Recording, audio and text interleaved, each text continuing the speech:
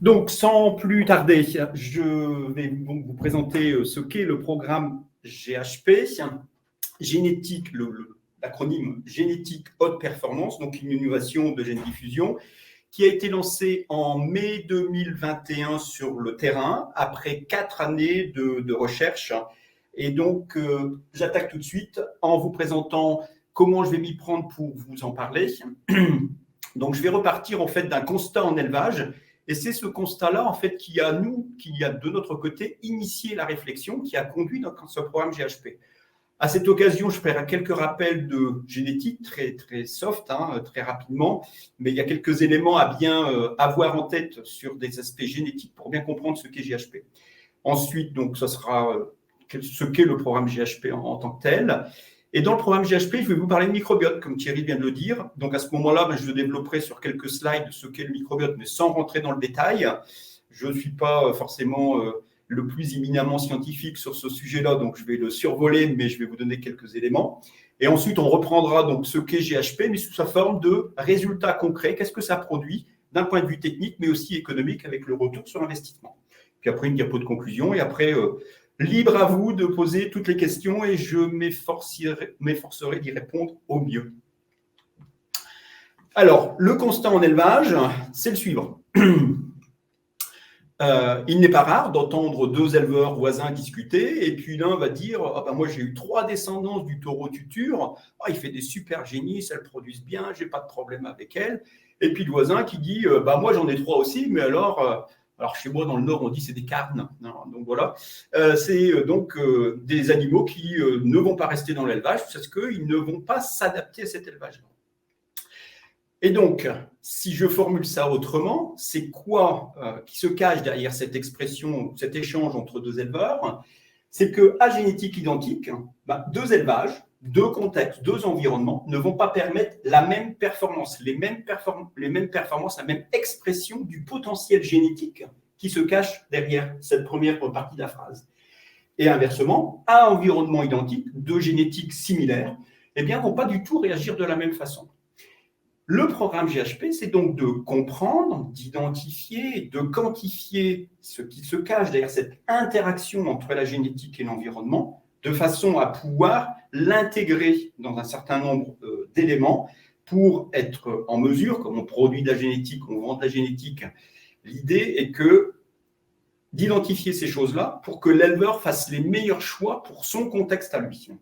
Pour faire en sorte que l'échange sur la première diapo entre les deux éleveurs voisins sur le taureau tuture, que l'éleveur qui a aujourd'hui constaté que tuture fonctionne bien chez lui, on puisse le prévoir en amont pour que lors de l'insémination, on fasse le bon choix. Voilà, c'est ça le programme GHP. De façon, quelques petits rappels de base sur ce qu'est la génétique et comment ça s'identifie et ce qu'il faut en connaître derrière. Je reprends mon taureau tuture de tout à l'heure. Taureau tuture, il a un index standard en lait A plus 8, tout à fait par exemple. L'image que l'on avait dans les deux élevages tout à l'heure qui discutaient de taureau tuture, l'élevage qui dit chez moi il cartonne ce taureau-là, c'est qu'en fait, avec cet index de 1000 kg, dans cet élevage-là, on va produire de la génétique qui va s'exprimer à hauteur de 1750, et dans l'autre élevage, la même génétique ne va s'exprimer qu'à hauteur de 500 kg. C'est bien ça, en fait, qui est derrière l'expression des éleveurs. Et qu'est-ce qui se cache derrière ça? Ce n'est pas une surprise pour les généticiens, ce n'est absolument pas une surprise d'entendre ces choses-là. Et c'est tout à fait normal. Parce que quand on parle de génétique, qu'on parle d'un index lait à 1000 kg, c'est bien un calcul statistique qui identifie le potentiel de mon taureau tuture à 1000 kg. Et vous avez ici la courbe de Gauss, qui dit que les 1000 kg, c'est la valeur moyenne de ce que l'on peut observer. N'empêche que mon taureau tuture, derrière ces 1000 kg-là, se cachent des situations où je vais exprimer que 800, que 500, ou que 0, ou que moins 500. Et à l'inverse, il y aura des situations où le 1000 kg va s'exprimer 1200, 1500, 2000. Ce sont bien ces situations-là qui ne sont absolument pas surprenantes d'entendre en élevage, puisque le calcul d'un index, c'est un calcul statistique, et j'ai X% de chance de me situer entre telle et telle valeur. Voilà, c'est bien ça qu'il faut avoir en, en, en, tête pour bien comprendre ce qu'est GHP. Dans le constat de l'élevage, des deux éleveurs qui discutaient ensemble en disant tuture marche bien et chez moi il marche pas bien, il faut savoir que nous on s'est fortement aussi inspiré, appuyé sur la publication de Stéphanie Mineri de septembre 2016 qui a traité des interactions entre la génétique et le milieu, et c'est cette publication-là que vous pouvez retrouver, qui est tout à fait disponible sur le site de l'IDEL. Alors GHP, c'est quoi? En une seule diapo, j'y reviendrai après, mais une diapo de synthèse. Ici, vous avez 3 pavés, on va dire. Le premier pavé, c'est l'analyse de ce qui se passe dans l'élevage. Pour fabriquer GHP, on regarde ce qui se passe dans l'élevage. Ensuite, on fait tout un ensemble de calculs pour prédire sur les taureaux qui sont au catalogue, ceux que l'on va utiliser pour faire l'insémination, prédire ce qui peut se passer. Et sur l'axe vertical, ici, vous avez 3 choses. On a besoin, pour pouvoir prédire les taureaux qui vont le mieux fonctionner dans un élevage, on a besoin, dans cet élevage-là, d'avoir 3 choses. 1, du contrôle de perf, puisqu'on s'appuie sur l'existant pour se projeter dans l'avenir. On a besoin de contrôle de perf. On a besoin de microbiote. Donc, c'était la petite intervention tout à l'heure de Thierry, microbiote qui va nous permettre de connaître l'environnement, et des animaux génotypés. Il nous faut ces 3 éléments-là pour pouvoir lancer la mécanique, l'algorithme de calcul qui va nous permettre de prédire. Si vous avez compris ça, vous savez ce que c'est GHP. Plus concrètement, quand je descends à mon taureau tuture, le programme GHP va permettre de dire que tuture, qui a cette physionomie-là d'index, du lait qui est là, du TB qui est là, etc., eh bien, tuture, quand on va analyser avec le contrôle de perf, le génotypage et le microbiotage de l'élevage, eh bien, on va voir que tuture, il va super bien répondre en lait TB, TP, etc., lait TB, MG, etc. Par contre, en TP, il ne répond pas bien. Toujours le même tuture, eh bien, dans l'élevage B, on voit qu'il répond relativement bien sur 5 ou 6 index. Par contre, il ne répond pas en cellule, etc., etc. Donc, chaque taureau va être évalué dans chaque élevage pour voir s'il se situe avec une surperformance, s'il permet de performer ou au contraire de sous-performer.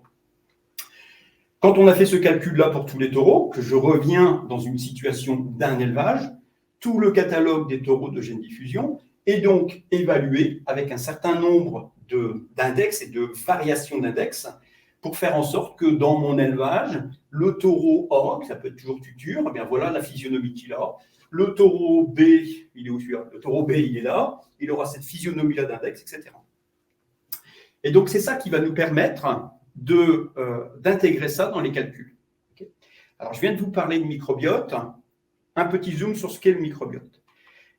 Le microbiote, c'est l'analyse de l'ensemble des micro-organismes dans un environnement donné. Quand nous, on parle de microbiote intestinal de la vache. Donc, l'analyse des bouses, en résumé. Et on fait du séquençage.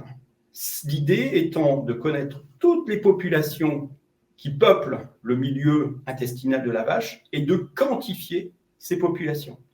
Le fichier de sortie d'un séquençage, c'est un fichier à 2 colonnes où on a toutes les espèces possibles de micro-organismes et une quantité à côté.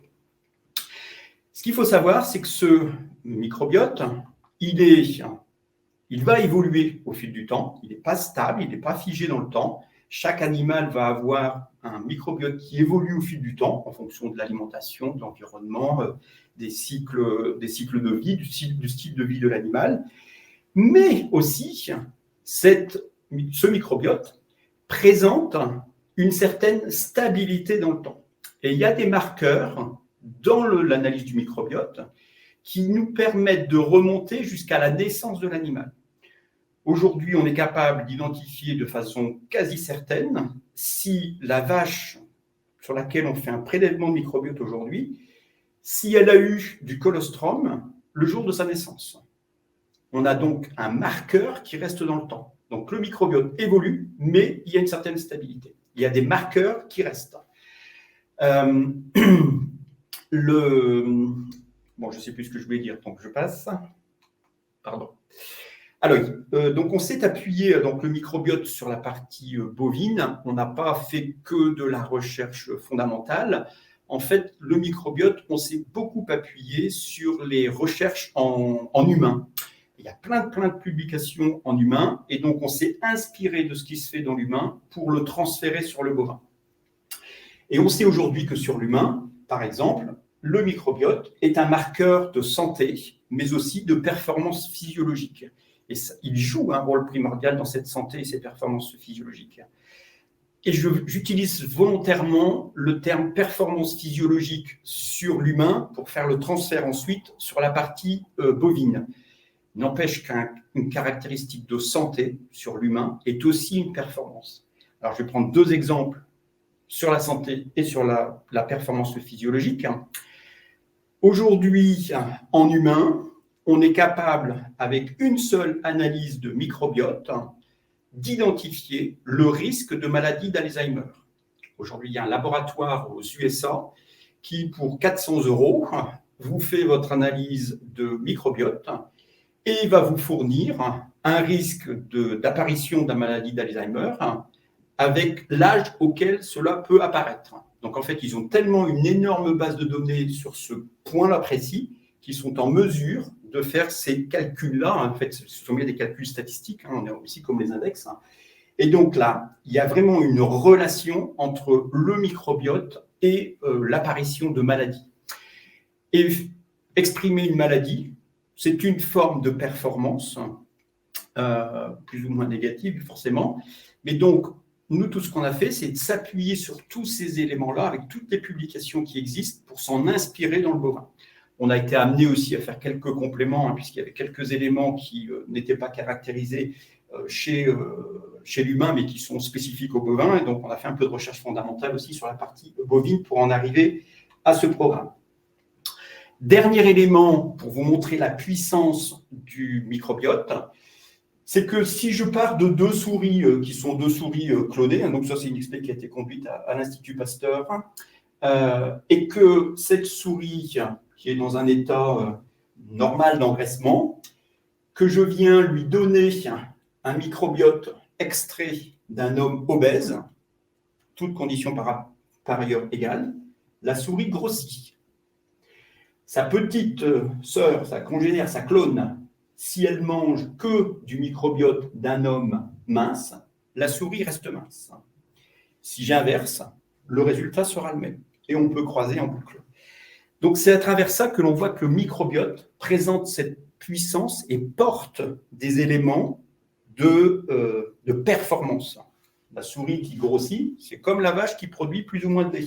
Okay, et ça nous renvoie à notre taureau tuture ou l'échange des 2 éleveurs du démarrage. Ici, elle produit bien, elle cartonne, les génisses de tuture, elle cartonne, et ici, elle ne cartonne pas. Ce qui nous amène à faire un complément. Tout à l'heure, je suis peut-être passé un tout petit peu vite sur la première diapo, quand il y avait la courbe de Gauss, où aujourd'hui, on dit que la performance qu'on voit en élevage est issue d'une génétique dans un environnement. Environnement, c'est ce qu'on appelle dans les élevages des effets troupeaux. Okay. Avec GHP, on introduit cette brique supplémentaire de microbiote pour mieux comprendre la performance. Et donc, nous, l'équation qu'on utilise dans GHP, c'est la performance est égale à la génétique plus l'environnement plus le microbiote. Mais derrière le microbiote se cache quoi? C'est l'interaction génétique-environnement. Quelle est la génétique qui va permettre de s'exprimer dans cet environnement-là? Et inversement, quelle est la génétique qui ne s'exprimera pas?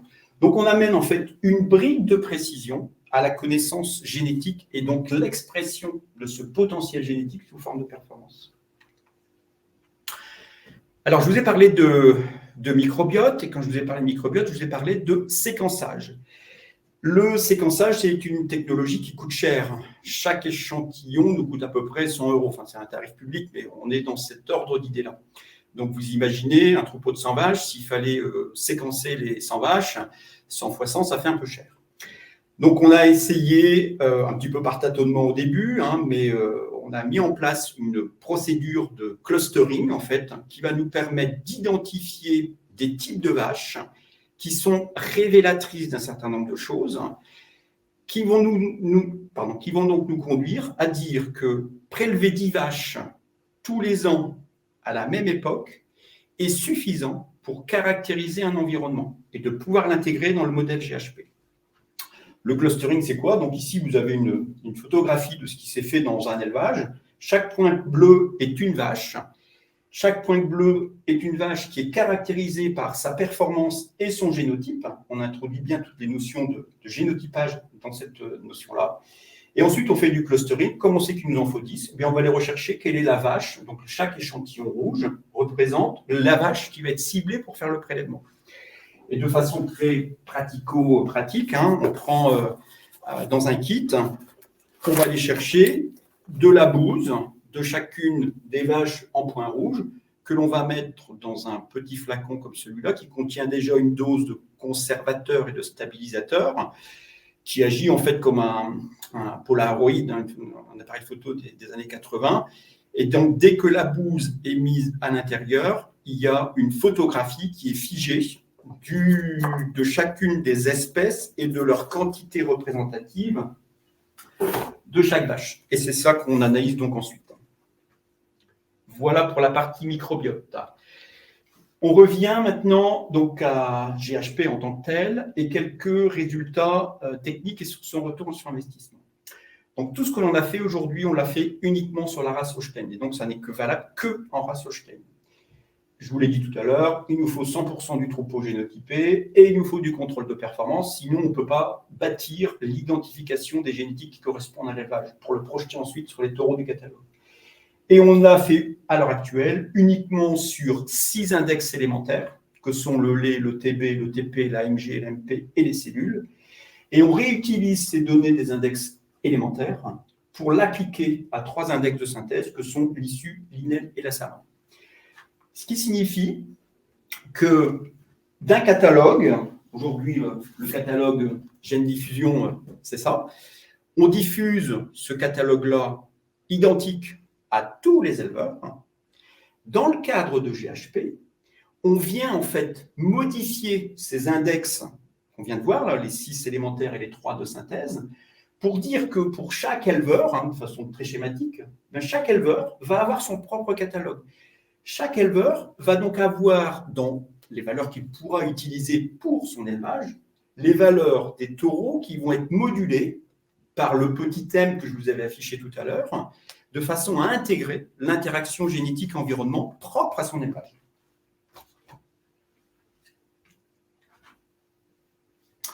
Ces valeurs-là vont donc être ensuite introduites, vous ne regardez pas, c'est juste pour schématiser les choses, ne cherchez pas à lire, de toute façon c'est trop petit.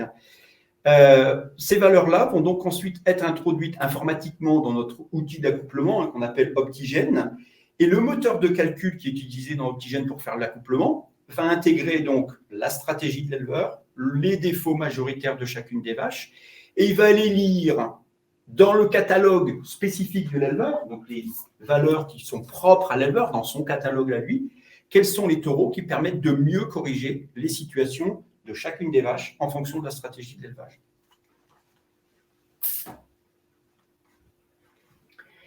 Quelques résultats. Alors, la génétique, c'est toujours quelque chose qui produit ses résultats au moins 3 ans après. Il nous fallait qu'on ait quelques éléments de preuve que notre système fonctionnait. Donc, ce que l'on a fait, c'est que sur notre population de référence, et donc je dis 2 mots sur la population de référence, la population de référence GHP a été construite avec 2 groupes d'élevage, une vingtaine chez lesquels on a prélevé toutes les vaches tous les 2 mois pendant 18 mois, de façon à avoir un stock, une base de référence de microbiote très solide. Et ensuite, 20 élevages qu'on a raccrochés dans un second temps, mais en diversifiant les origines, puisqu'on a prélevé des élevages de race 66 en montagne, en plaine, sur des terrains sableux, etc., pour diversifier les choses. Et donc, sur cette population de référence, 42 élevages, c'est exactement 42 élevages, on a fait tourner notre outil d'accouplement Optigène en prenant les index dits officiels, et on le fait tourner une deuxième fois en prenant les index modulés pour chacun des 42 élevages. Et on regarde le gain génétique potentiel supplémentaire que l'on ramène donc au gain de la femelle qui potentiellement sera nette demain. Eh bien, le programme permettra, quand tous les animaux seront renouvelés, de gagner 250 kg de lait, 0,1 en TB, 0,1 en TP. Donc, il y a d'autres choses, mais qui ne sont pas chiffrables économiquement. Donc, il n'y a que ceux-là qui sont affichés pour le moment. Et ces situations-là, si je viens sur une situation particulière, je vais prendre quelques situations de taureaux ou d'élevage. Je vais prendre par exemple le patch red, le taureau patch red, qui a une indexation officielle à 675 en lait, ce que vous retrouvez dans les catalogues. 0,1 en TB, 0,16 en TP et 3,2 en cellule. Bon, peu importe, on va regarder que le lait pour ne pas se compliquer la vie. Eh bien, GHP permet de calculer que le 675 kg de lait officiel, qui est là, d'accord, sur la courbe de Gauss que je remets là, eh bien, dans l'élevage A, ce taureau-là va cartonner. On va plutôt identifier que patch red dans cet élevage-là et de ce côté-ci. Alors que dans l'élevage B, patch red, il reste quasiment au même niveau. Donc, si je suis dans un élevage qui va chercher à sélectionner sur le lait, dans l'élevage A, je vais pouvoir retenir patch red. Dans l'élevage B, je peux le retenir aussi, mais le progrès génétique sera différent.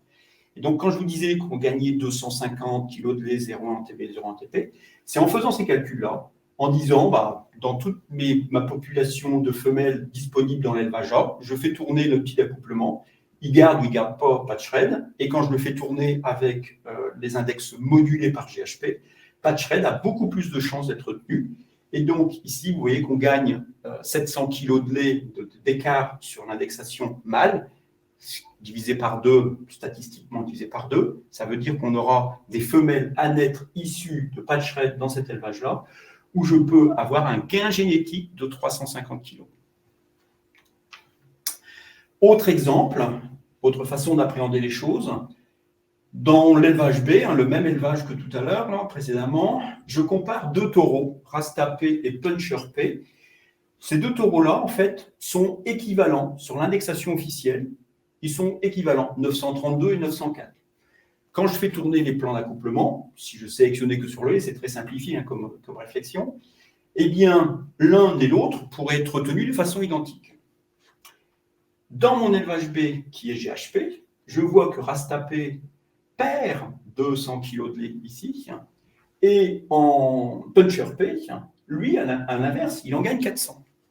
Ce qui veut dire que le choix génétique, si je n'ai que les officiels, l'un ou l'autre, et ça me donnera des descendances à plus 450 kg de lait, si on veut, alors que ici, le fait de gagner 600 kg de lait d'écart entre les deux, eh bien cet élevage-là a tout intérêt à utiliser Puncher P plutôt que Rasta P s'il était dans une sélection sur le lait. Donc le gain génétique, il n'y a pas de gain génétique en fait. C'est bien d'aller chercher l'expression de ce potentiel génétique en fonction de mon élevage et de l'environnement de mon élevage. Donc, on a vu ce que ça pouvait rapporter. Maintenant, combien ça coûte ? Alors, le système de facturation de GHP, c'est un système de facturation où il y a un forfait de 500 € par an. Et c'est là où est plutôt la nouveauté, au moins pour le côté gène diffusion, c'est que l'éleveur, quand il entre dans le programme GHP, il n'achète plus des doses. Il achète un abonnement pour faire en sorte que chacune de ces femelles 66, accouplées avec un taureau 66, donne la meilleure femelle possible, puisque c'est le gros investissement visé par GHP. Et donc là, on est sur 49 € par femelle 66 accouplée avec un taureau 66. Donc si j'ai 80 vaches dans mon troupeau et 20 génisses, que j'en ai, donc ça fait 100, et que j'en ai 90 qui sont de race 66, eh bien si l'éleveur accouple ces 90 en race 66, il paiera 90 fois 49. Et ça, quel que soit le nombre de paillettes nécessaires à ce que la femelle en question soit gestante. L'idée étant, avec ce système de facturation, de faire en sorte qu'on maximise les chances d'avoir de la descendance qui correspond le mieux à l'environnement de l'élevage. Les doses sexées, c'est toujours pareil, c'est toujours 20 € en plus, et la mise en place, c'est toujours pareil, ça ne change rien. Il y a simplement, ce qui change réellement en termes de facturation, c'est bien ça. Donc, on a vu combien ça rapportait techniquement. Quand on transforme ces chiffres techniques et que l'on vient calculer l'investissement, hein, donc la population de référence des 42 élevages, on a été allé chercher combien ils payaient avant, combien ils payent dans le nouveau système GHP. Eh bien, on remarque que c'est un surcoût pour eux de 11 € par vache et par an. Mais si j'introduis ce gain technique, ce progrès génétique, cette expression de potentiel génétique supérieur, à terme, quand tous les animaux seront renouvelés, il y aura un gain. Alors, en fonction des élevages, puisque le 250, c'est une moyenne. Hein, il y a des élevages qui sont à 20 ou 30, et puis d'autres qui sont à 6 ou 700. Il y a ce qu'on retrouve dans les effets troupeaux. Il y a des élevages qui ont des effets troupeaux énormes, et donc on peut encore gagner plus en identifiant les génétiques qui marchent le mieux. Et donc, on a une fourchette de 50 à 100 € en moyenne dans les 42 élevages pour lesquels notre population de référence a été calculée. En conclusion, GHP, c'est quoi? C'est identifier les génétiques mâles qui vont le mieux s'exprimer dans le contexte de mon élevage, contexte que je vais avoir identifié, caractérisé avec le microbiotage. Quantifier cette plus-value ou moins-value de chaque taureau du catalogue sur les 9 index en question dont je vous ai parlé tout à l'heure, et exprimer cette plus ou moins-value sous forme de briques additionnelles. Donc, je ne l'ai pas dit tout à l'heure, GHP n'est pas une nouvelle méthode de calcul de l'indexation. C'est bien s'appuyer sur l'index officiel, et sans indexation officielle, GHP n'existerait pas, s'appuyer sur l'indexation officielle et d'aller caractériser le petit m que vous avez vu tout à l'heure, caractériser ce m par une mesure de l'interaction entre la génétique et l'environnement de l'élevage en question. Et donc, c'est un programme qui permet de passer du progrès génétique à l'expression de ce potentiel génétique. Donc, on vise une amélioration, bien sûr, du retour sur investissement. Et si on veut retenir quelque chose qui caractérise GHP, on peut retenir les 4 P. C'est un outil qui amène plus de précision, une grande personnalisation qui va permettre d'améliorer les performances grâce à l'expression du potentiel génétique. Voilà, maintenant je suis tout à votre écoute pour les questions, les points d'approfondissement. Merci Gérard pour cette intervention avec beaucoup de précision, très bien. Je vous rappelle qu'il est possible de revoir l'intervention de Gérard de 2 façons, soit en replay sur la chaîne YouTube de Littoral Normand, soit sur le lien que vous allez recevoir. Voilà. Alors, des questions, il y a des questions, Gérard. Je commence par la première. Quels sont les VL microbiotés à quelle fréquence? Alors, la fréquence, c'est 1 fois par an. Et c'est 10 vaches tous les ans. Et à chaque année, on refait le clustering pour identifier les vaches les plus représentatives de groupes de vaches. Il n'y a pas d'autres caractéristiques que celle-là. Et le clustering se fait sur la base des performances de ces vaches-là et du génotypage. Puisqu'on veut mesurer en fait l'interaction génétique environnement, on mesure d'un côté comment la génétique va réagir avec la performance. Est-ce que c'est une vache qui surperforme, qui sous-performe dans son environnement-là? Et c'est bien cet élément-là que l'on mesure, et il n'y a que ça en fait. Il n'y a pas parce que c'est une 3e veau, une 1er veau, etc. Bon. Alors quelquefois, on exclut quand même des animaux qui sont passés dans plusieurs élevages, qui ne sont pas nés dans l'élevage. Il y a des petites exclusions comme ça. Sinon, c'est les animaux qui représentent au mieux le cheptel. Merci Gérard pour cette première question. Une autre, GHP peut-il être envisagé sur d'autres races? Oui, je pense que l'expérience que nous avons acquise peut nous permettre de nous projeter sur d'autres races. Alors, pour rien vous cacher, aujourd'hui, on a initié des travaux en normande et en charolaise, mais on est juste au début. Il faut savoir qu'en 66, on a mis 4 ans pour sortir le programme. J'imagine qu'en 56, enfin en normande et en 38 charolaise, on va gagner un tout petit peu de temps en mettant à profit cette expérience-là. Mais tout le boulot est à faire parce que je ne pense pas qu'on puisse faire de copier-coller. Annie a posé une question. Exposé de grande qualité, merci. Ah, je crois que c'est une question. Ah si, c'est une question. La mesure de microbiote ne mesure pas si on est un bon éleveur ou un mauvais éleveur. Absolument pas. Et puis, il faudrait donner la grille d'évaluation que je n'ai pas. Donc, Alors, il y a une autre petite question qui va avec. Et le bien-être animal influence le microbiote, point d'interrogation. tous les éléments de contexte, oui, vont favoriser, on va les retrouver dans l'environnement, dans le microbiote. Si on est dans un élevage où il y a pas mal de maladies, où on utilise beaucoup d'antibiotiques, eh bien ça, on le voit dans le microbiote, parce qu'il y a toutes des populations bactériennes que l'on ne retrouve pas et qui sont très révélatrices de la pression antibiotique utilisée dans un élevage. Très bien, merci Annie pour cette question. GHP que sur la production et pourquoi pas sur les fonctionnels, méthane, efficacité alimentaire, etc. Point d'interrogation. Ok. Alors, on l'a fait sur la production parce que c'est ce qui est le plus facile à mesurer aujourd'hui. Je pense que l'on pourra le faire sur les fonctionnels. Je pense en premier lieu à tout ce qui touche à la repro ou identifier une performance en repro pour la comparer au génotypage. Ça va être relativement facile. Certains me disent ouais, mais pourquoi on ne le fait pas sur la longueur des trayons, l'implantation des trayons? Ça, j'y crois pas beaucoup pour le moment. En quoi l'implantation des trayons pourrait être favorisée, défavorisée dans un sens ou dans un autre grâce à l'environnement et que l'on pourrait retrouver ça dans le microbiote? J'y crois pas trop. GHP ou sa méthodologie qui est utilisée ne fonctionne qu'à partir du moment où on est capable de comparer un index génétique à une performance.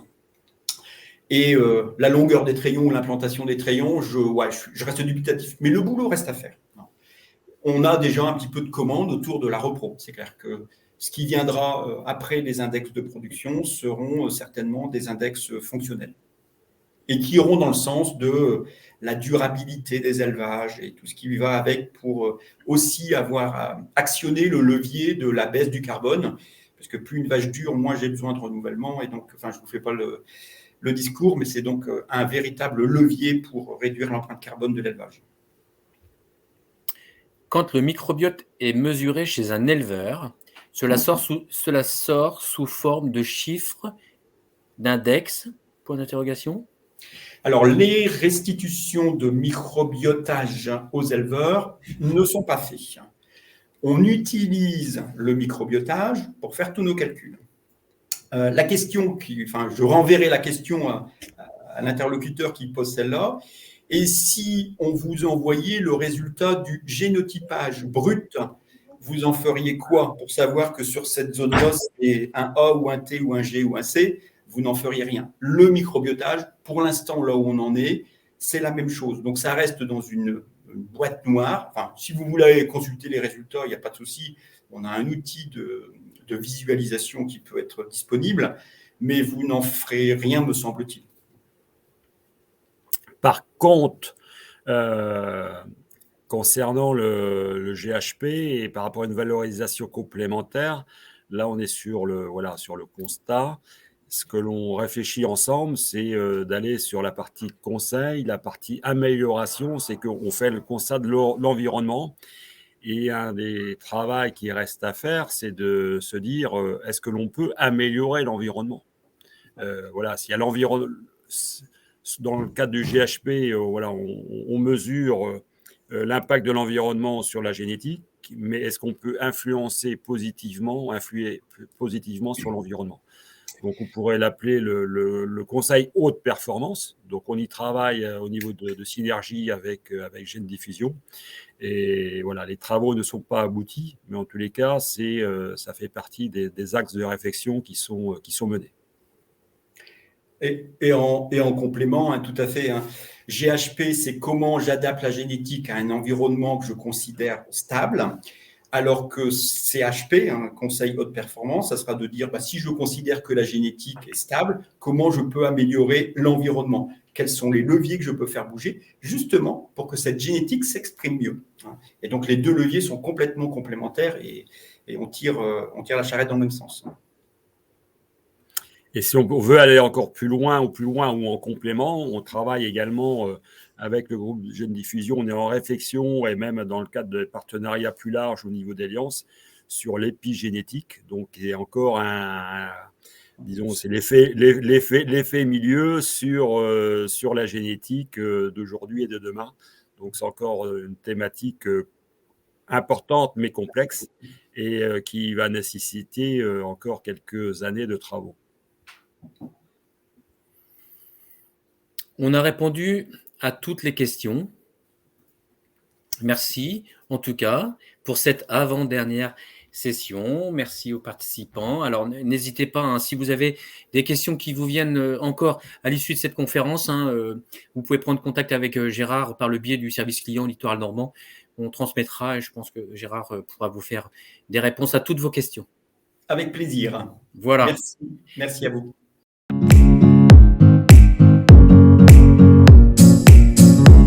Merci d'avoir regardé cette vidéo. Si vous souhaitez en découvrir plus, abonnez-vous sur notre site. Vous lâchez un petit pouce bleu. À bientôt.